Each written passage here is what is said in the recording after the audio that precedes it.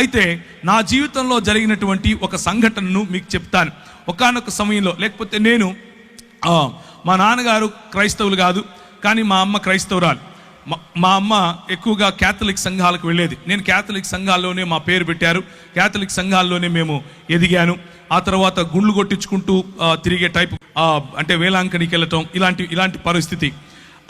నేను చిన్నతనంలోనే తల్లిని విడిచి హాస్టల్కి వెళ్ళిపోవటం, అక్కడ ఉండటం. ఆ తర్వాత 10వ తరగతి మా ఊరు కడప, మా ఊరికి తిరిగి రావటం. ఆ ఊరిలో భయంకరమైనటువంటి అల్లరి, భయంకరమైనటువంటి గొడవలు, భయంకరమైనటువంటి ఫ్యాక్షనిజంలో పడిపోవటం. అలా పడిపోయిన తర్వాత ప్రభువు నన్ను రక్షించటం, నీవు లోకమునకు వెలుగై ఉన్నావు అన్నటువంటి మాట చేత నా జీవితాన్ని మార్చటం. ఒకానొక సమయంలో మరి కోల్పోయినటువంటి సంబంధాల కారణంగా నేను దుఃఖిస్తూ ఉన్న సమయంలో ఒక వ్యక్తి నన్ను సంఘానికి తీసుకుని వెళ్ళటం, లేకపోతే ఒక యూత్ మీటింగ్కి తీసుకుని వెళ్ళటం. అక్కడ నేను ప్రభువును తెలుసుకోవటం, నీవు లోకానికి వెలుగై ఉన్నావు అన్న విషయాన్ని ఆయన గుర్తు చేసి ఆయన నా జీవితంలో రక్షణ సువార్తను, నా జీవితంలో దేవుని రాజ్య సువార్తను ఆయన నాటినప్పుడు నా జీవితం మారిపోయింది. నేను ఈ దేశానికి ఒక కళంకంగా ఉండాల్సింది పోయి, నేను నాకున్నటువంటి దూకుడు స్వభావం కారణంగా నా దేశానికి, నా కుటుంబానికి, స్వయంగా నా జీవితానికి భయంకరమైనటువంటి ఒక మచ్చగా మిగలాల్సింది పోయి, కనీసం ఇప్పుడు దేశానికి ఏమీ పెద్ద ఉద్ధరించకపోయినప్పటికీ కనీసం నన్ను చూసి నా కుటుంబం కానీ నా దేశం కానీ సిగ్గుపడే అవస్థలో లేకుండా ఉన్నాను. దానికి కారణం ప్రభు అయినటువంటి యేసు క్రీస్తు. అలా నా జీవితాన్ని కొనసాగించే సమయంలో నేను వాడేటటువంటి డ్రగ్స్, నేను తాగేటటువంటి అన్ని, లోకంలో ఉన్న ప్రతి గొడవ, లోకంలో ఉన్నటువంటి ప్రతి అలవాటు ఆయన తీసివేశాడు. ఒకానొక సమయంలో నేను ప్రార్థన చేసుకుంటున్నాను. ఒకానొక సమయంలో ఒక రోజంతా గడిపి, ప్రభు దగ్గర సమయం గడిపి, ఉపవాసంలో ఆయన నుంచి శక్తి పొందుకోవాలి, ఆయన నుంచి పరిచర్యను గురించినటువంటి ఒక దర్శనం పొందాలి, అసలు ప్రభువు నా పట్ల కలిగిన ప్రణాళిక ఏంటి అని ఒకరోజు నేను హైదరాబాద్లో ఉన్నటువంటి నారాయణగూడ బ్యాప్టిస్ట్ చర్చ్కి వెళ్ళాను. ఆ బ్యాప్టిస్ట్ చర్చ్లో ప్రేయర్ టవర్లో కూర్చుని ప్రార్థన చేస్తున్నాను. ప్రార్థన చేస్తున్న సమయంలో విపరీతమైనటువంటి ఒక కాంతి, విపరీతమైనటువంటి ఆ కాంతిని నన్ను ఆవరించటం, నేను తెలియని భాషలలో మాట్లాడటం, యేసుక్రీస్తు ప్రభువు యొక్క ఆవరణ, యేసుక్రీస్తు ప్రభువు యొక్క సన్నిధి, పరిశుద్ధాత్ముని యొక్క కృమరింపు నా జీవితంలో నేను గమనించాను. పరిశుద్ధాత్ముడు నన్ను తాకినప్పుడు, పరిశుద్ధాత్ముడు నా పైన బలంగా వీచినప్పుడు నేను తట్టుకోలేకపోయాను. నా హృదయం పులకించిపోయింది, నా శరీరం పులకించిపోయింది. నేను కళ్ళు మూసుకొని ఉన్నాను. నేను ఒక గొప్ప దర్శనం చూస్తున్నాను. ఇదిగో తెల్లని బట్టలు వేసుకున్నటువంటి చాలా మంది నెత్తిన టోపీ పెట్టుకొని పరిగెట్టుకుంటూ వస్తున్నారు. ప్రభు అయిన యేసుక్రీస్తు తన చేతులు బారుగా చాల్చి నిలబడుకుని ఉంటే ఆయన కౌగిలిలోనికి కొన్ని వేల మంది పరిగెట్టుకుంటూ వస్తున్నారు. ఆమోసు గ్రంథం ద్వారా ప్రభువు నాతో మాట్లాడాడు. ఆమోసు గ్రంథం ద్వారా ప్రభువు నాతో మాట్లాడి ఆయన నాకు వినిపించే విధంగా పరిశుద్ధాత్ముని యొక్క నడిపింపు. ఆయన అన్నాడు, నీవు ఇందోర్ అనే పట్టణానికి వెళ్ళాలి, నువ్వు చండీగఢ్ అనే పట్టణానికి వెళ్ళాలి, నువ్వు ఉదయ్పూర్ అనేటటువంటి పట్టణానికి వెళ్ళాలి. మరి దైవజనులు ఇప్పుడు నిలబడుకుని మాట్లాడుతూ, ఏమయ్యా ఉత్తర భారతదేశంలో చాలా మంది అవసరం వెళ్ళరా అని అంటున్నాడు. అదే సంఘటన నాకు జరిగింది. 2000 సంవత్సరంలో భక్త సింగ్ గారు చనిపోయారు. ఆయనను తీసుకుని వెళ్తున్నారు. కొన్ని వేల మంది ఆయనకు వెనకగా వెళుతున్నారు. ప్రార్థిద్దాం అనంటే కొన్ని వేల మంది తలలు ఉంచుకొని ప్రార్థిస్తున్నారు. ఆ దృశ్యం నేను పైనుంచి చూశాను. దేవా, ఒక వ్యక్తి ఉత్తర భారతదేశం నుంచి నా ప్రజలను ప్రేమించి తెలుగు వారి మధ్యకు వచ్చి మరి పరిచర్య చేస్తే నేనెందుకు వెళ్ళకూడదు అన్నటువంటి ఆ ఛాలెంజ్ నేను తీసుకున్నాను. నేను వెళ్ళాను, మధ్యప్రదేశ్ అనే ప్రాంతంలోకి వెళ్ళాను. పరిశుద్ధాత్ముడు నన్ను నడిపిస్తున్నాడు. ఒకానొక రోజు రాత్రి రెండు చొక్కాలు 2 ప్యాంట్లు పెట్టుకుని బయలుదేరాను. నాకు భాష రాదు, ఒక్కరు తెలియదు, ఆ ప్రాంతం తెలియదు, ఎక్కడుండాలో తెలియదు, ఏం చేయాలో తెలియదు. దేవుడు చెప్పాడు, నేను వెళ్ళాలి. పరిశుద్ధాత్ముని యొక్క ప్రిపరేషన్, పరిశుద్ధాత్ముడు నీలో నిన్ను నింపినప్పుడు కేవలము నూనె బుడ్డీలు అమ్ముకునే పాస్టర్గా మారవు నువ్వు. గుర్తుంచుకోండి ఈ విషయం. పరిశుద్ధాత్ముడు నిన్ను తాకినప్పుడు నువ్వు ఛాలెంజెస్ తీసుకుంటావు. ఇంతవరకు సహోదరుడు ఆజాద్ చెప్పినట్లుగా తన దేవుని ఎరిగిన వారు బలము కలిగి గొప్ప కార్యాలు చేస్తారు. నీ సంఘం పక్కన ఇంకొకడు సంఘం పెట్టే కార్యాలు కావు, గొప్ప కార్యాలు చేస్తారు. ప్రభువు లేని చోట ప్రభువును ప్రకటించడానికి ముందుకొస్తారు. అది చీకటి, భయంకరమైనటువంటి చలి. ఉత్తర భారతదేశంలో మనం ఇక్కడ ఏదైతే ఊపుకుంటున్నామో ఈ సమయంలో అక్కడ చల్లగా ఉంటుంది. అంటే ఇప్పుడు వేడిగానే ఉంటుందిలేండి. నేను వెళ్ళింది డిసెంబర్ సమయం, డిసెంబరు, జనవరి, ఫిబ్రవరిలో భయంకరమైన చలి. ఆగస్టు నెలల్లో కూడా భయంకరమైనటువంటి వాతావరణం, వర్షం పడిన తర్వాత చలిగా ఉంటుంది. నేను వెళ్ళాను, నాకు తెలియదు అంత చలి ఉంటుందని.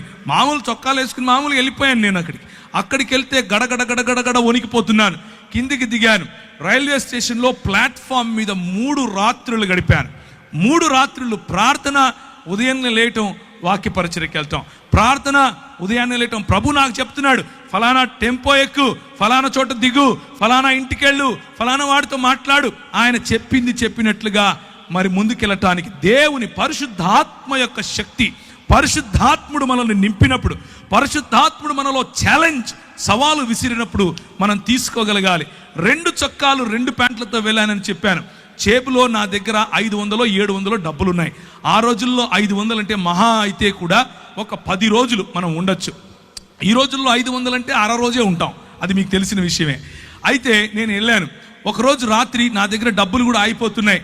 ప్రభువు రాత్రి నాకు ఒక దర్శనం చూపించాడు. ఒక ఇల్లు, దానిపైన జూలాగర్ అని రాసుంది. జూలాగర్ అంటే ఇంట్లో పిల్లలు పెట్టుకోవటానికి ఉండేటటువంటి ప్రదేశం. ఆ ఇల్లు నాకు కనిపించింది. లోపల ఒక రూమ్ చూపించాడు. ఒక చైరు, ఒక బల్ల, దాని మీద ఒక గ్లాసు, దాంట్లో అంటే చెంబు, దాంట్లో నీరు, ఒక కాట్ అంటే ఒక మంచం. ఆ మంచం మీద మంచి పరుపు, గల్లగా ఉండేటటువంటి ఒక బెడ్షీట్. ఇది నాకు కనిపించింది. రాత్రి ఆ దర్శనం చూశాను. ఉదయం పరిశుద్ధాత్ముడు నడిపిస్తున్నట్లుగా నడుస్తున్నాను. పరిశుద్ధాత్ముడు నాకు చెప్పినట్లుగా ఏ డైరెక్షన్లో, ఏ దిశగా నేను వెళ్ళాలో ఆ దిశగా వెళుతున్నాను. 2.5-3 కిలోమీటర్లు నడుస్తూ దేవుని పరిచర్య, వాక్యం. నాకు వచ్చి రాని హిందీ ఏం చేస్తాం, ఏదొస్తే అది మూగ సైగలు అనుకోండి, మాట్లాడుతూ ప్రజలకు చెప్పుకుంటూ వెళ్ళాను. ఒక చోట ప్రభు దిగమన్నాడు. దిగి చూస్తే ఎదురుగా అదే ఇల్లు కనిపిస్తోంది. దేవునికి స్తోత్రం కలుగును గాక. ఆ ఇంటికి వెళ్ళి తలుపు తట్టు అన్నాడు.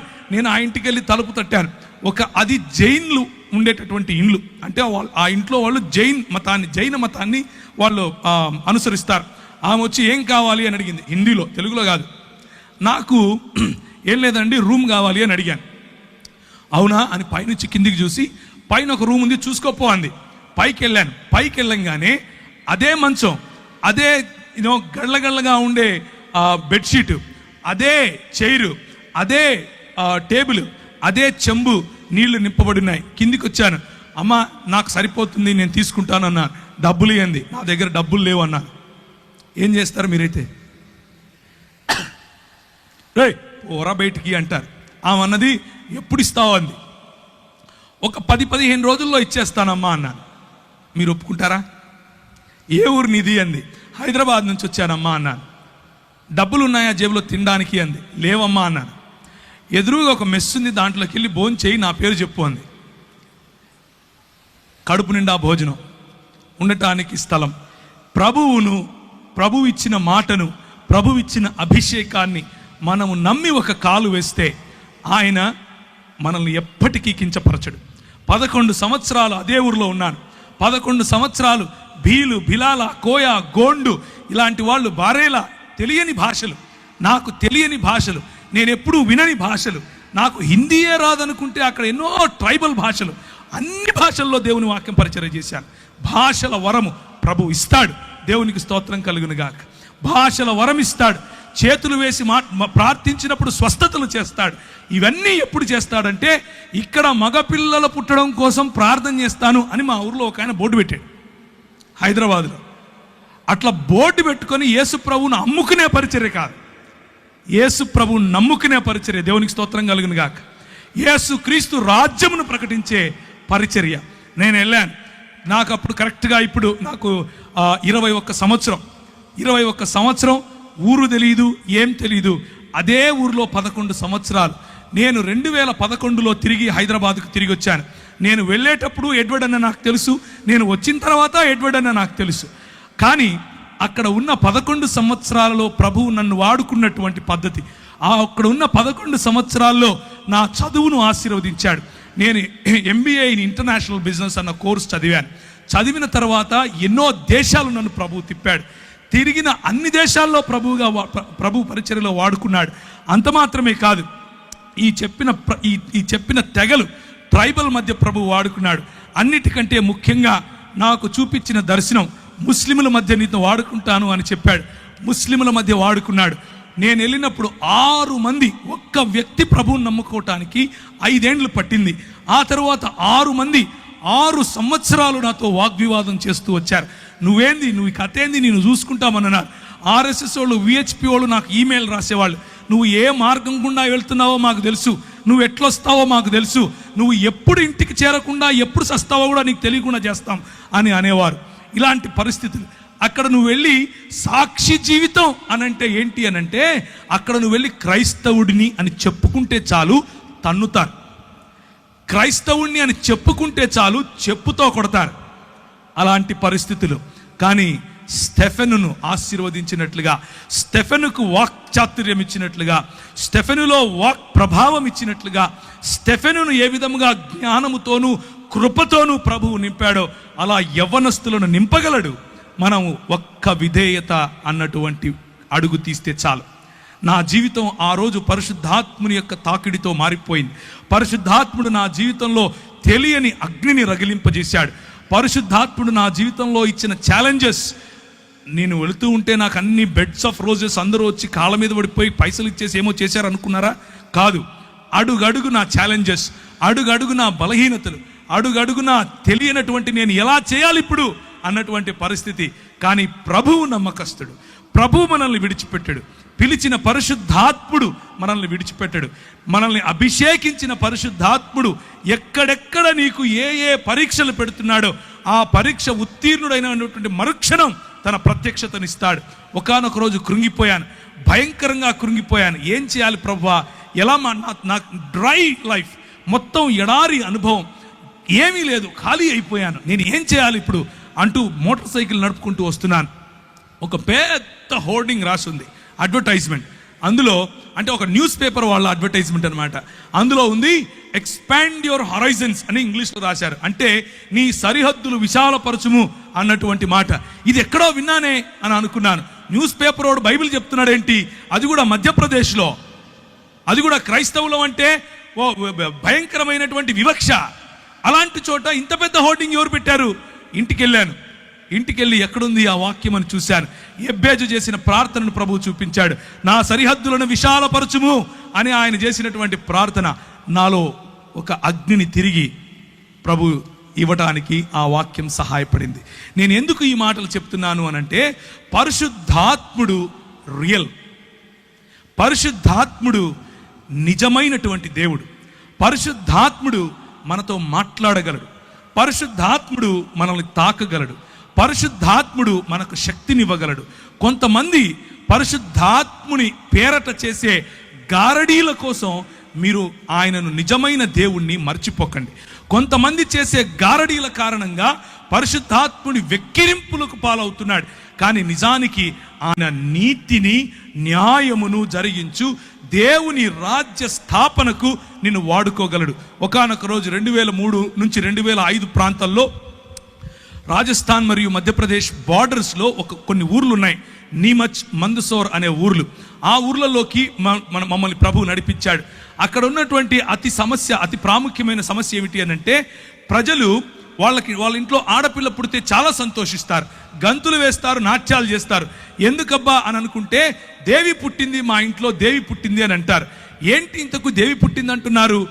ఇంతకు మంచి సంస్కృతి ఎక్కడి నుంచి వచ్చింది వీళ్ళకి మన దేశంలో అని అనుకున్నాం. కానీ నిజమేంట్రా అని చూస్తే, ఆ అమ్మాయి 12 ఏళ్ళు వచ్చిన తరువాత, మొట్టమొదటిసారి పుష్పవతి అయిన తరువాత, వాళ్ళ సొంత నాన్న, వాళ్ళ సొంత అన్న పోయి వీళ్ళ మధ్యలో పింపులుగా పనిచేసి, అంటే బడవలుగా పనిచేసి ప్రజలను, కస్టమర్లను పట్టుకొస్తారు ఈ అమ్మాయికి. ఇది ఆ సంస్కృతి, ఈ విష సంస్కృతి. ఏంటి ఈ విష సంస్కృతి అని అంటే, నువ్వు ఈ కులంలో పుట్టావు, నీ పనే నీ ఒళ్ళు అమ్ముకోవటం, 12 ఏళ్ళు దాటంగానే నీ ఒళ్ళు అమ్ముకొని తీరాలి అని చెప్పి నేర్పించినటువంటి సంస్కృతి. ఆ సంస్కృతిలో మేము అక్కడ ఉన్నటువంటి గవర్నమెంట్ అధికారుల దగ్గరికి వెళ్ళాం కొంతమందిని కలిసి.